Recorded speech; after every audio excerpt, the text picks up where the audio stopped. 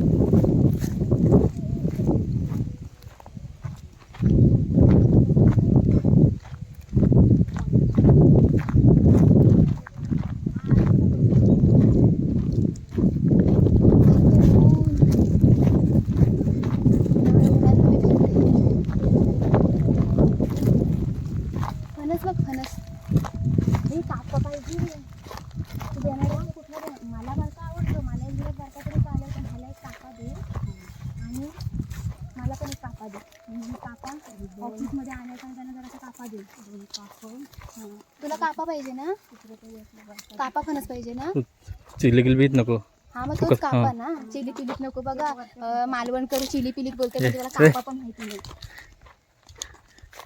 आणि आम्ही मालवण। आमची छोटी दापोली पण लय चांगली आहे।